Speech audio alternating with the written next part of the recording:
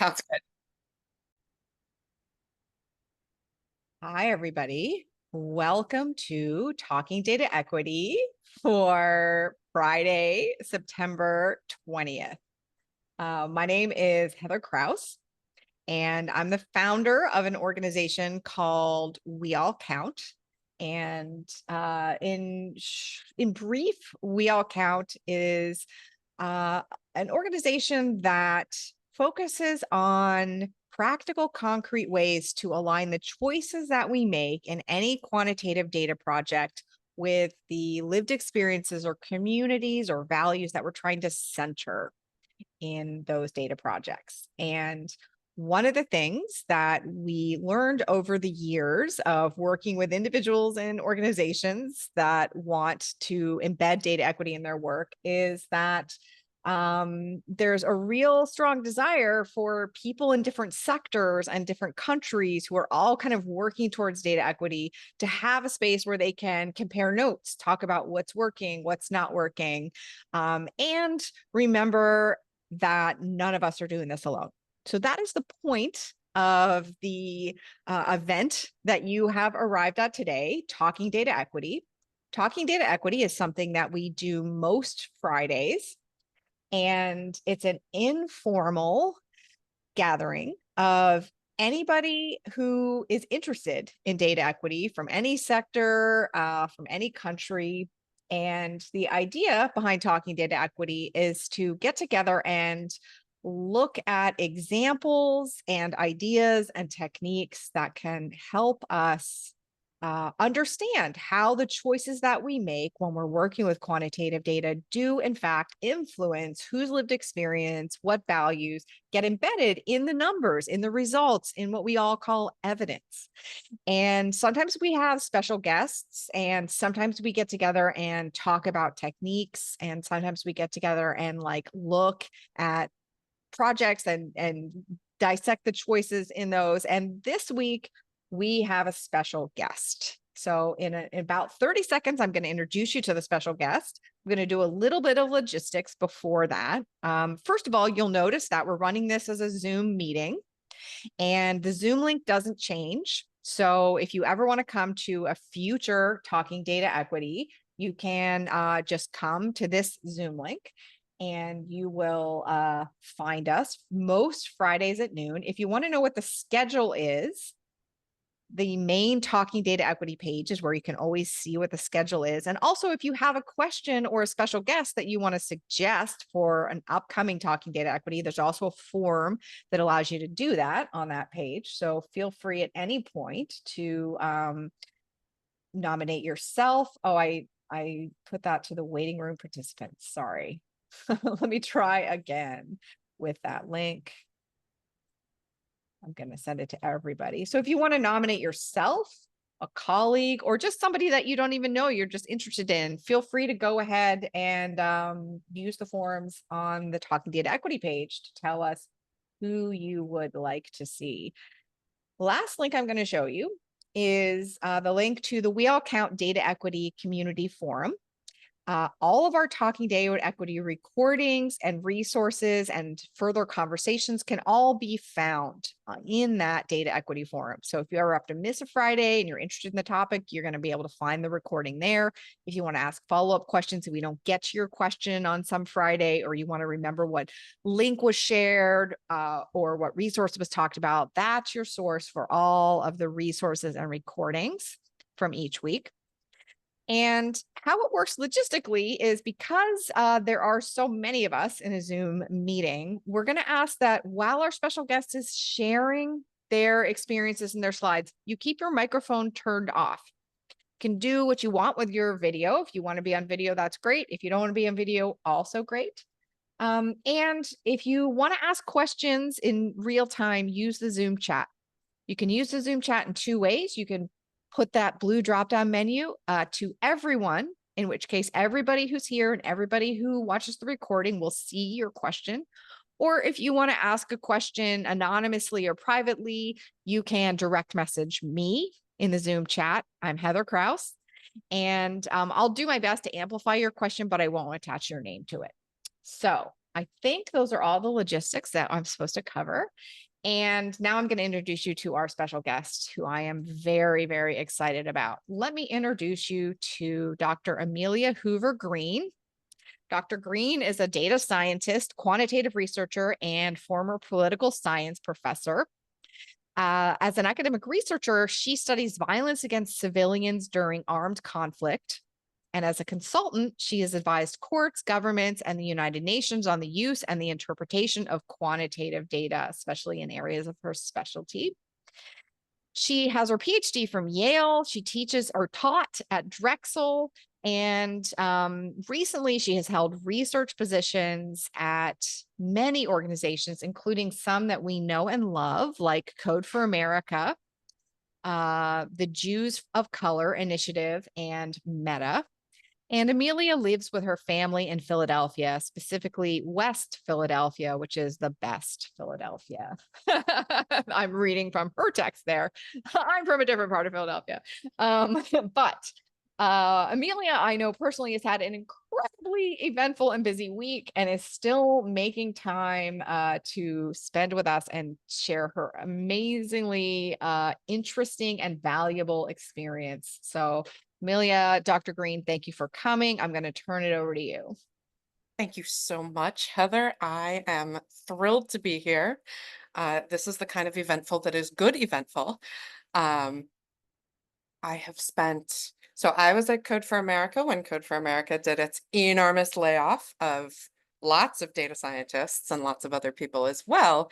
And so the last year has been about finding a new post-academic footing, but having a moment to kind of slip back into academia mode is kind of nice when you're talking with people who are genuinely interested in the equity issues that are afoot here. Um, I was telling Heather a few minutes ago that I think I might be subjecting y'all to a sort of live brainstorm, for better and for worse. One of the things that people in my orbit tend to ask me about is, not to put too fine a point on it, are we going to have a civil war?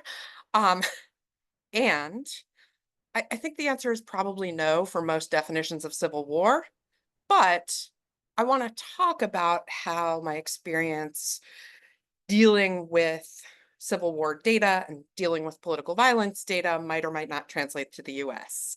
Um, I would be medium willing in Q&A to talk about why I think the answer to the scary question is no, at least for now.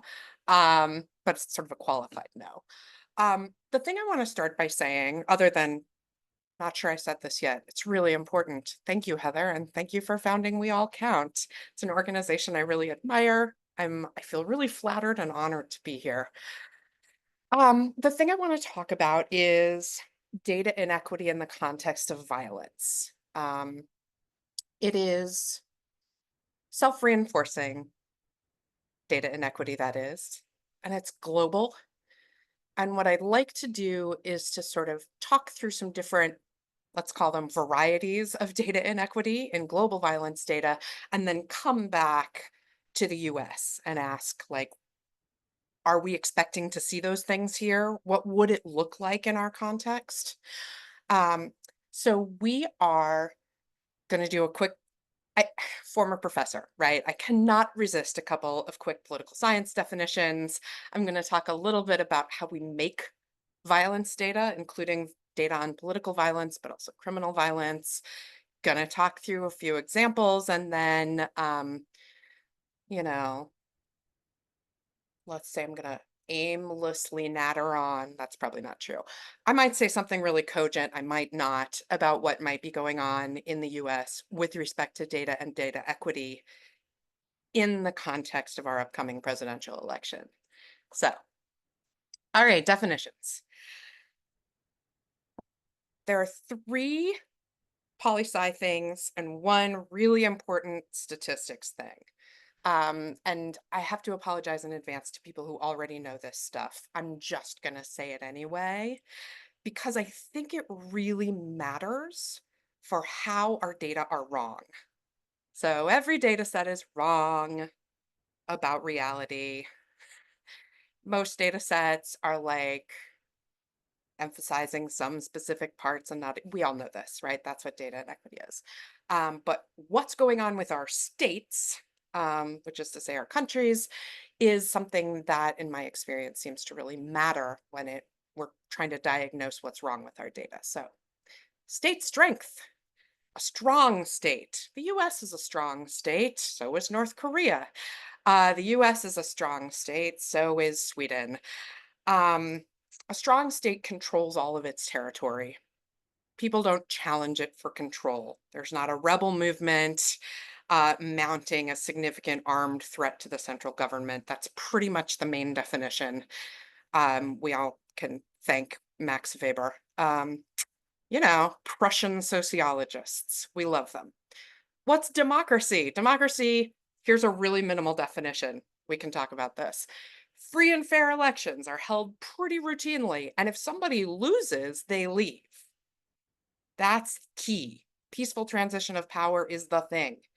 In fact, one of my favorite political science mysteries is that for years, post colonial Botswana in Southern Africa was a missing case in all of our democracy data sets because there had not been a transition in power. So they kept on having elections, and the same party kept winning. And we could not, or at least according to most of our rules, didn't want to code them as a democracy or a non democracy until they lost to see if they would leave. Eventually, they did, and they left. And Botswana is and remains a democracy. Finally, federalism. Federalism is the worst, or maybe the best. Who knows?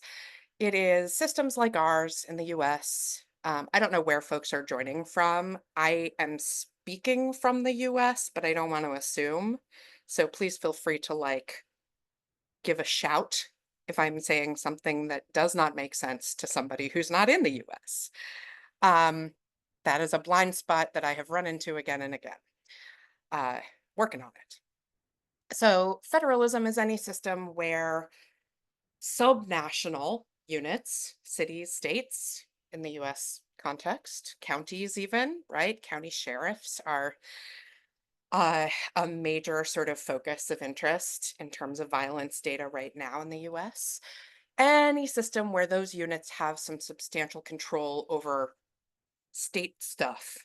And by this, again, I mean the state, the big entity, not the state like the US state. It's a terrible piece of terminology. Okay, last, but very much not least, that's why it's highlighted. Bias. People hear bias and they think intentional. They think suppression. They think whoever made that data was being a jerk. And I'm here to tell you that some of the best intentioned people in the world make terrible data. Um, Bias just means systematic error. Error can be random or systematic. The systematic kind is bias, and that's what's bad. Um, and it's hard. It's hard to convince people that there's systematic bias in their data because there are lots of ways of looking away from what's going on with your data set. Um, yeah, I'll stop there. I'll stop my political science lecture and move on to, oh, oops, a different political science lecture. Here is a table that I made up this morning. I squashed the definitions over to the side. You can read them again if you'd like. But thanks, Lou. Uh, I'm occasionally monitoring the chat. This table sort of shows us the kind of democratic to authoritarian or very strong to very weak continua in a sort of table setting. So those of us who like data like a table. One thing to notice is that it's really hard to think about how to place weak states on that table. I mean, Yemen is super authoritarian, but it kind of doesn't matter that much, right? A weak authoritarian state is still a really weak state, as is a weak democratic state. although there aren't that many of them because, as it turns out, democracy requires institutions. Darn. Um, so, one thing to notice, I'm going to say, I've said this before and I'm going to try and say it again in several different ways. What's going on with your state on these sort of big political science axes informs what's going on with your data. So, strong non-democratic states, that's where we see simultaneously tons of data from surveillance that are like really tightly controlled and restricted and suppressed. So, these are the states where we might or might not know what's going on. People would always ask me to give lectures about human rights in North Korea when I was an academic. Be like, it's on one hand, we sort of think we know pretty, we have a solid idea. And on the other hand, we don't know any of the specifics. Those data are not coming out. And that is true not just for North Korea, but for Russia and to a lesser extent, Iran, although big, Iran and Russia both have big widespread expat communities that are very invested in collecting data. Um, Venezuela is another interesting case here. It's a quite authoritarian, but decreasingly strong. They have a hard time controlling their information. And then on the other hand, right, highly democratic, strong states have uh, plentiful data that looks so beautiful and accurate. And they have things like giant census bureaus that have the world's best mathematical statisticians doing their thing.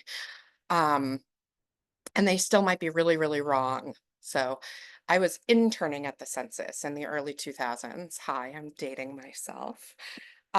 When Mitch McConnell, who was then a senator from Kentucky, said very clearly, helpfully to me, that he would never let the Census Bureau use a survey instead of a count because a survey would create more Democrats. And what he meant by that was in this country, because we have a legacy of enslavement and because we have had subnational non-democracy in the South, and because, right?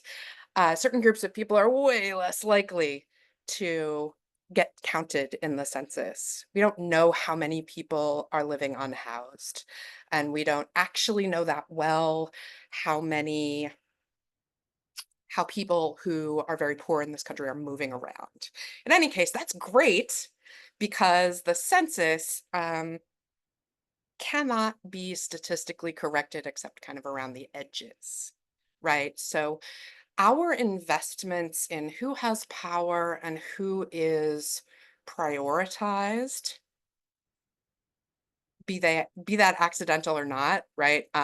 For a long time, the census was really friendly to the Democratic Party in the upper Midwest, which is where I'm from, because those states were quite Democratic and they were the best census returners. Um, okay, that's strong states. Weak states, let's talk about them. They have bad data. They have really bad data. Sometimes they don't have any data. Um, Sometimes the data are not corrupted because of, nefarious intentions, but corrupted because somebody's uncle got the contract who should not have. And then my last note on this sort of two by two is all states are stronger and weaker in some domains, and that shows up in our data. So if I want to know things about crime in the United States, and occasionally I do, there are a plethora of places to find those data. Whose interests do they reflect? Not mine exactly, certainly not those of my neighbors in West Philly. If, on the other hand, I want to know more about early childhood education, my husband is a preschool teacher, so we care a lot. Uh, how am I going to do that? I might not be. gonna do that. All right, here's my funhouse mirror slide. What about China? Yes. We'll get there. Um, this is one of those analogy things that some of us have seen on standardized tests. Basically, I love this analogy because a couple of things matter.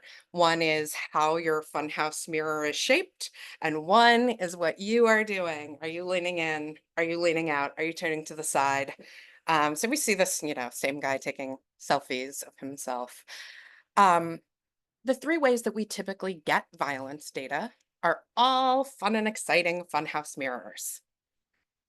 Surveys are in some respects the best. We try really hard to make a survey representative, but guess what? Not all people return surveys at the same rates. Not all people are willing to answer certain things on surveys. And I'm going to talk a little bit about how that affects a wartime context in a minute.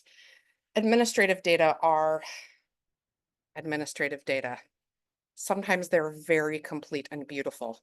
Sometimes we only think they're very complete and beautiful, and we can't tell the difference. There are other lists, and those other lists are going to be collected by whoever,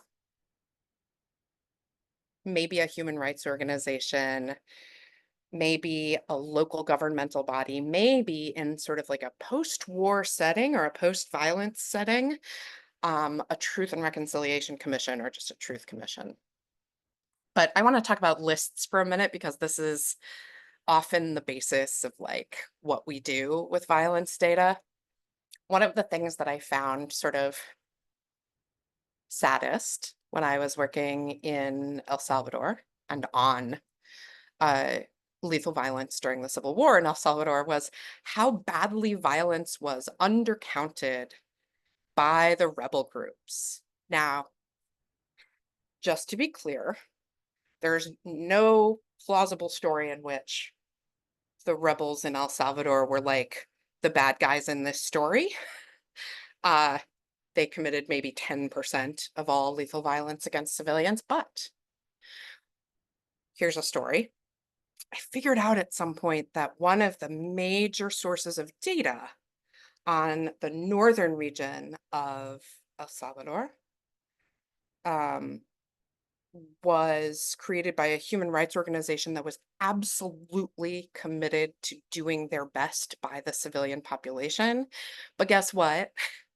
They went and collected this data at great risk and with great effort during a time when pretty much only civilians who were loyal to the rebels remained in the area. And so what we got was a really good count of almost every act of violence committed by the state and almost none of the acts of violence committed by that particular wing of the rebel group. And that affected our understanding of Salvadoran history for years. And I could say more about that if you want. Um, some of the questions that I ask about violence data are exactly the questions that if you read the We All Count website, you'll get there. Um, who collected these data and what are their incentives?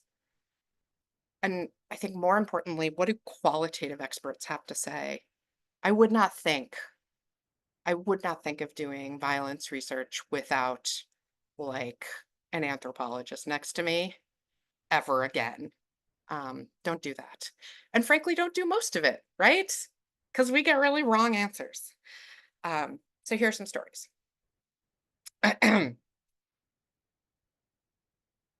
Yeah, purpose of data is payment. Karen, you're on it. Here is a missed genocide. Political science looked at the blue line as if it were the only line for years.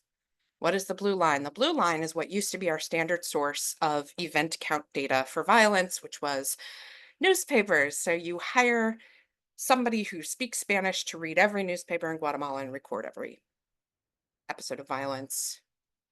And you go, ooh, what an interesting data set. Look at that. What explains all that interesting variation? And what you actually have is like noise combined with a slight downturn during a moment when, in many communities in the highlands of Guatemala, like 40% of the population was being killed, systematically slaughtered by the government. Um, so here's what showed up in the data, right? The government targeted rural linguistic minority communities who already didn't have much access to journalism or to being reported in the newspapers. And then the government repressed local, and by local, I mean Guatemalan journalists. There was a systematic campaign of intimidation, and successfully, because Guatemala, very non democratic, but relatively strong at that point, um, excluded international journalists, particularly from the countryside. And so what you get is a lot of social science between, I'm going to say, the end of the war in 1996 and 2002. That's like, oh, how do we explain the violence in Guatemala? And they are looking at the blue line and going, very interesting. And then the Truth Commission report comes out, and people are like, oh, that. Um, and it was such an important and interesting reckoning in my field because qualitative scholars have been saying for years that there was genocidal violence going on. Quantitative scholars have been like, oh, show me the data. Show me the data used to be something that I would say, and now I'm like, please don't show me your data until we talk about it for a while. But that's a civil war with a genocide embedded in it. What happens when we go to a country that is more of a democracy, despite some pretty serious political violence? This is a, oh man. Data on Gaza and Israel, punt. Uh, maybe. Think about it. You can see if you can predict what I think. So here's a picture of all cause homicide, that is to say, uh, illegal war zone violence, but also we got drunk and I accidentally shot this guy kind of violence in all of Colombia from 2003 to 2011. And each one of those little tiles is 1 year in one departamento, which is a like a state. There are two little diamonds there, and I'm going to talk about them in a minute. So hold on to those in your head. The blue shows the reporting rate, not our estimate of how much violence there was in each of these places, but the reporting rate. And the really light, beautiful blue represents a reporting rate of about 80% of all homicides, we estimate. And the dark blue represents a reporting rate of about 30% of all homicides. And this is during a period when the Civil War had died down, and during a period when the then government sent massive resources to crack down on the rebels, the FARC. Um, did that sort of tough on crime, tough on rebels approach work? Well, there are a lot of papers that say yes. And then in 2007, kind of in the midst of all of this, I went to Colombia and I interviewed a bunch of people. The guy from the National Police, Colombia, not a federalist system, a unitary system. So you have a national police headquarters with directives filtering down. Guy says, these guys in the municipios, they know we need to show homicides are going down, and they kind of know we can't check, or they also know we can't check. I'm translating a bit loosely, but right? He's like, yes, they know what their incentives are. We know what their incentives are. The data do that. Um, and guess what? That's what's up, right? So if we were to use the uncorrected data, it would look like rebel presence and rebel actions are strongly associated with increased homicide. That sounds reasonable, and that makes it a good policy decision to crack down on the rebels. And when we use the corrected data, what we find is that the best predictor of homicide is investments in municipal water sanitation and hygiene, except the reverse, right? So way more than rebel presence is a predictor. Poverty is a predictor. I know everybody in this room is shocked. But it really affected policy. It really did. Um, I'm going to run out of time, and this is me. I'm an overtalker. It's how I do. I want to tell a story about this picture.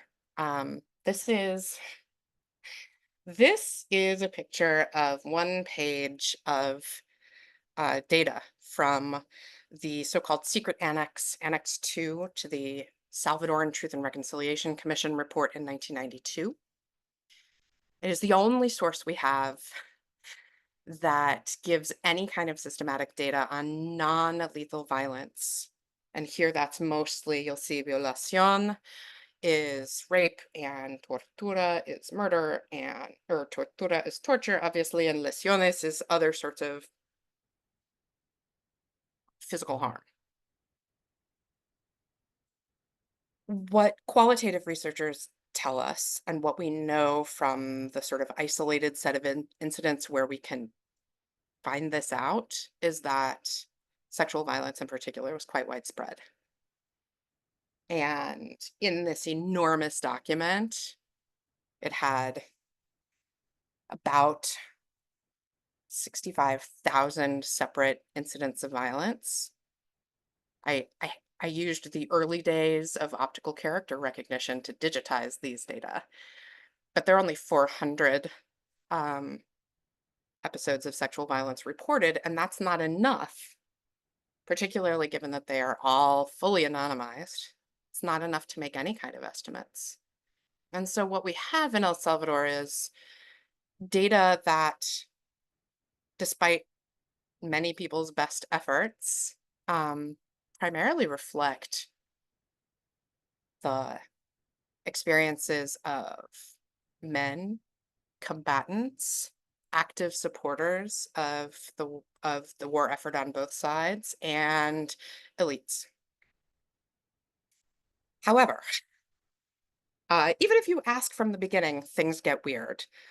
I want to talk a little bit about Sri Lanka, where a technique that I'm super fascinated in, like I think it shows great promise and also, again, takes a lot of resources. In Sri Lanka, post Civil War, there were many surveys about sexual violence, and data on sexualized violence were very hard to find. Again, qualitativists are saying this is a thing. And also, there were so many barriers to reporting, even on surveys that purported to be anonymous. Then in 2019, so a full decade after the end of the war, uh, this guy, Richard Tranmüller, I used to speak German, Richard and friends go to Sri Lanka and they do a list experiment. And a list experiment is when you say, how many of the following things happened to you? And they randomize whether the thing that's actually interesting is on the list.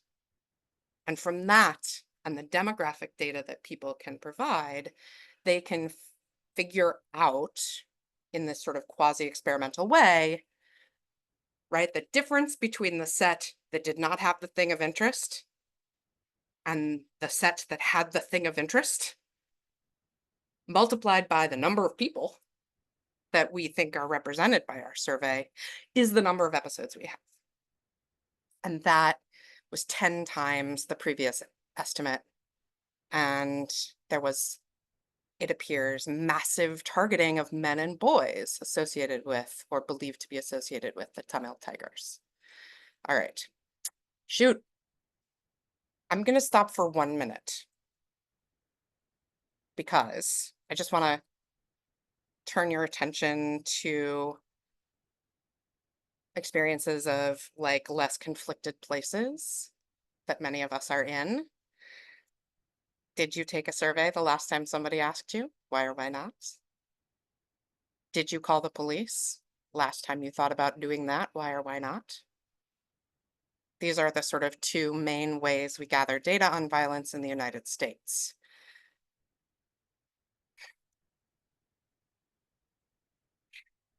And you may find, right, were I to be doing a survey about survey response, I suspect that I would find real differences by region, age, race, religion, even, and that those would be consequential.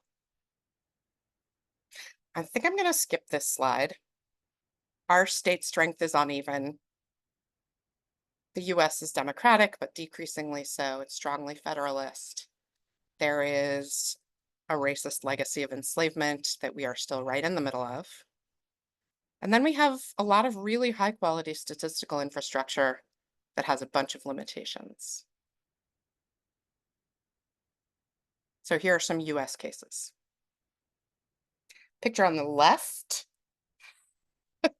Aw, Survey Karma. The picture on the left shows drug arrests in Oakland, California. Picture on the right shows drug use in Oakland, California, according to a much more representative sample, a 2011 nationally representative survey. Um, West Oakland, where the really, really red dot on the left is located, is a primarily Black, poor neighborhood, or was at the time. Gentrification gonna gentrify. A primarily Black and poor neighborhood where the police were just so present all the time. I lived nearby. Um, and that created a cycle in which policing led to police noticing certain crimes, right? Patterns of policing lead to police noticing things, lead to data sets. And guess what? Those data sets then turn around and tell the police to go back there and look at some more crimes. That's predictive policing. If you've ever heard garbage in, garbage out, that's what you're going to get. So we know that. And I think we're mostly aware right now that it's not such a great idea, except those of us in industry contexts are also doing the same things with like credit scores and home loans. And we're doing it in like sneakier ways, right? When you end up on the Chicago PD's heat list, or 10 years ago when you ended up on that list, you could be there just because you were a Black male aged 21 to 24. The article that these pictures are from starts with a really chilling story from Chicago. All the more chilling in light of the other data that's coming out of Chicago via the Invisible Project and others. Here's a table. Sorry, statistics. Boo. This one you won't know as well, but it's by my best friend. My friend Laurel, a fellow political scientist, was studying how our data collection systems and the incentives they create change our view of crime. And because incentives are such that CompStat wants you to lower crime, and because most violent crimes are either are like relatively obvious things, one of the few violent crimes that you can semi-legitimately manipulate is rape, is sexual violence. And anyway, long story short, what Laurel found is that when CompStat was introduced in a given city, it significantly reduced the ostensible rate of rape in that city by kind of a lot if you read the paper. They couldn't do that with stuff that was that was more externally concrete, tangible, obvious, car theft, murder. But the things that you could declare unfounded, you did. And guess what? That's something that was really bad for given rape reporting statistics, quite bad for women and quite bad for women of color in particular. Did it lead to a decrease in crime? No, it did not. Um, so there's the brainstorm part. Sorry, that was a really fast tour. We will take a breath. I think that what we see in a strong but unevenly strong and democratic but unevenly democratic place like the United States is very dangerous in the sense that we have a lot of statistical infrastructure, but we also have a lot of competing incentives. It's not in most cases, right? We can argue whether what intentionality means in this case, but in a lot of cases, people are really doing their best. Um, but we just know that administrative data are sort of, particularly on violence and violent crime, are wildly tipped toward forms of crime that are associated with people of color in the sort of collective imagination, the racist collective imagination, and tilted away from, thank you, Heather. CompStat is a police data management system. Maybe I should have said that. Tilted away from forms of crime that occur often in private, often to people with fewer resources, often to people who have more vulnerabilities. And I suspect that one of the things that might happen if there were to be election related violence in this country is that we would have a giant fight about whether it was, quote, really political violence, unquote. And that I think would potentially deflect from the actual dangers at hand, whatever they might be.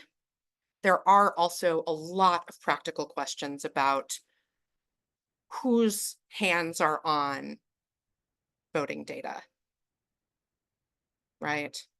And there are also really concrete questions about what happens to funding for the sort of auxiliary pieces of our national data infrastructure. The CDC is already not allowed to ask us or not allowed to study gun violence. Uh, the census is already not allowed to be a survey, but guess what? The Census Bureau runs a lot of surveys and they're really good. And guess what? They strongly affect how many staff members go to various locations to take the actual census. It's kind of a miracle that our census is as good as it is. But all of that is contested or could be contested, particularly in a situation where someone may make working for the federal government very unpleasant. Um, Laurel went to work for the federal government, my CompStat friend. Worked with me at Code for America and now is a member of the US Data Service. And it's hard.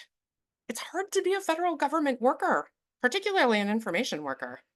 The infrastructures are sort of impoverished in some cases.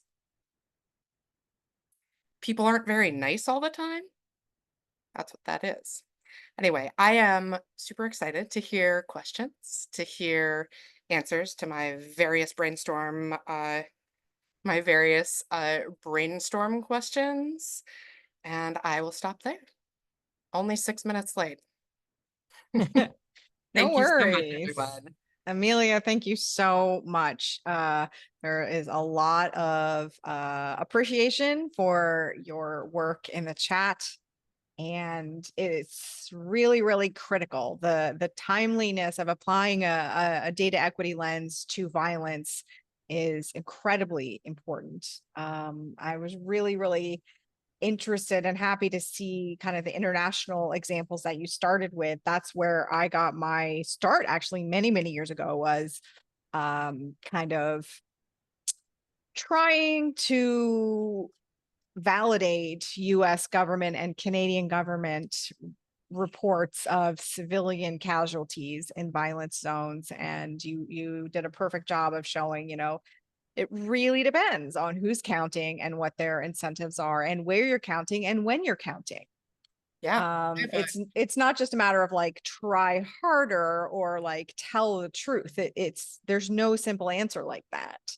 Um, one question I have is, as on your previous slide, you mentioned that what would be counted as political violence. Who in the United States gets to decide what the operational definition is? Just in the United States. I know there will be different answers in different places, but do you know in the US who gets to decide that operational definition? Super sad. There is no operational definition of political violence. Okay. Instead, we use a term that social scientists hate, which is terrorism. Oh, because I thought it would be different than terrorism. Okay. I mean, maybe, but Uh-huh. we don't have a category for, right? There's like legally speaking, you can kind of talk about politically motivated hate crimes, right? That's a real thing that we do count, but also those are, right, that's contested. But I think Right. our best data comes from sort of trying hard to take the highly politicized frameworks we use for international terrorism and apply them to domestic terrorism. That said, the people who study these sorts of things in the Department of Homeland Security and the DoD are like, yep, the domestic terrorism risk is high, and it's particularly high from, uh, you know, it's particularly high from like Christian nationalist militia movements. Yeah. Okay. Thank you for clarifying that. And there is very interesting publicly accessible data on both terrorism and political violence. I don't have the download link available to me right now, but we'll find it and we'll put it in the forum. Again, let me put the link to the forum, because some people are asking a really, really important question, which is how much does the ethnicity of the person matter to how violence gets defined? And the answer to that is it matters a lot. The social characteristics of the person or people who have perpetuated the violence and the social characteristics of the person or people who are experiencing the violence both matter a lot in how violence gets categorized. So we'll put a link to that, the same place we put a link to the recording and the slides and everything else, which is in our data equity community forum. And the other thing I'm going to highlight, which is happening in the chat, is recommendations for Catherine D'Ignazio's new book, Counting Femicide. I really want to amplify the people who are saying this is a book. That book is available for free download. Everything Catherine does, I believe, they make intentionally open access. So I put a link to the open access version of that book. It looks like we are going to be hosting Catherine in early 2026 to talk about this. That book is absolutely one of my very favorite books. Okay, so is there anybody in the room that wants a chance to ask a question live? Feel free to raise your hand if you would like to do that. And we will turn your mic on. A couple of other book recommendations coming. Great. Fantastic. All right, I'm going to go to questions in the chat while we wait to see if anybody would like to ask a question live. And I think one of the questions that had been asked by two different people in the chat was, is there a way, you mentioned very briefly when we were looking at the Columbia slide, that if we used these numbers in an unadjusted way, we would probably get problematic policies. And so the question that two different people are asking is, what do you mean in a non-adjusted way? Is there a way to adjust for this? Oh boy. Time for a stats lecture. No, I'm kidding. I will not do a stats lecture. Everybody picture in your head a Venn diagram. Are you ready? That's one of these guys. Can't make my fingers big enough to do it right. Basically, if we have lists, even when we don't have a survey, if we have lists of acts of violence that are matchable across the lists, we Mhm. can figure out how many kinds of violence, or sorry, how many acts of violence are counted in each list. And then by the magic of probability theory and also Bayesian statistics, we can estimate how many are not counted. And that is a technique that actually comes from wildlife biology, right? So you can't do a census of the fish in your stream. But in 1896, a guy in Norway published a really great article about, oh, using basic probability theory, you catch 10 fish. Actually, it's not a stream, it's a lake. Catch 10 fish, tag them, put them back, catch them again, catch another 10. The overlap allows you to make those estimates, given a whole bunch of, hard work and assumptions and so on. So that technique is called multiple systems estimation. It is what we used for homicides in Colombia. It is what I used to estimate um, homicides and disappearances in El Salvador.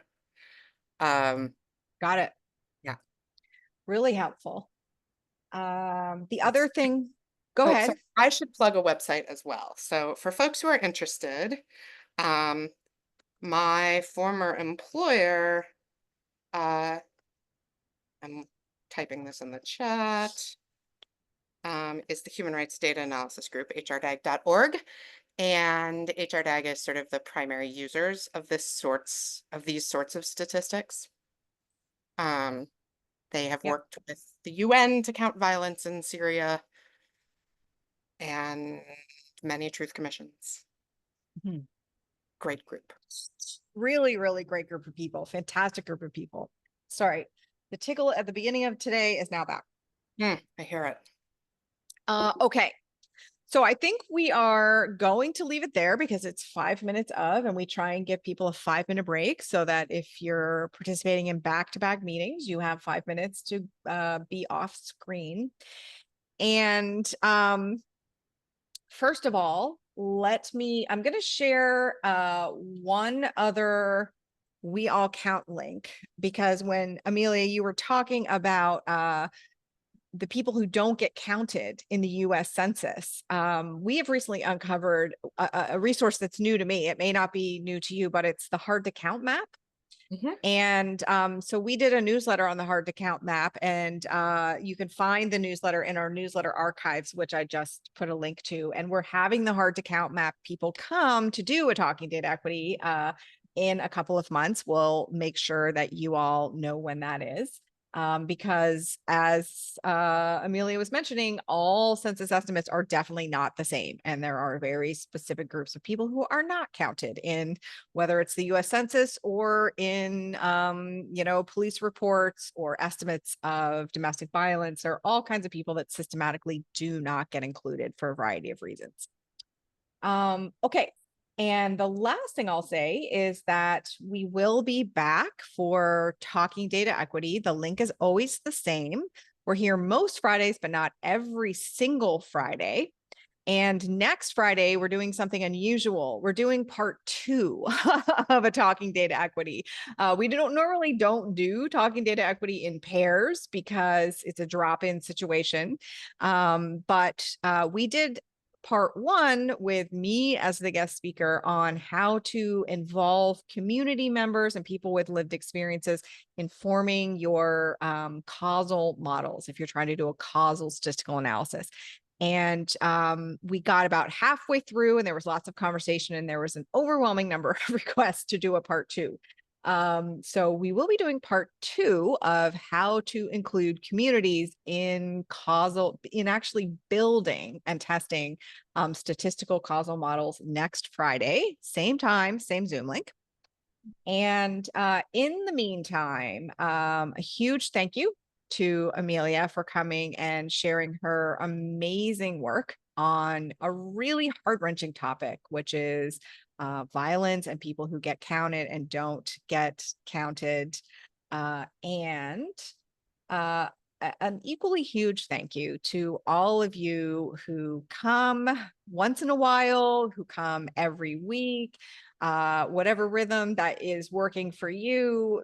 The fact that there are so many of you that want to hang out and talk in a concrete, practical way about what we are doing, what's working, what's not working in terms of trying to align these data projects with the equity goals that we have is making a difference. Things are changing, and that's because of groups and communities like you all. So I really, really appreciate it. And we're going to say goodbye now. Thank you to Dr. Green, and I will see you folks next week. Thanks so much, everyone. It's been great. And thank you, Heather. You're welcome. See everybody next week. Bye.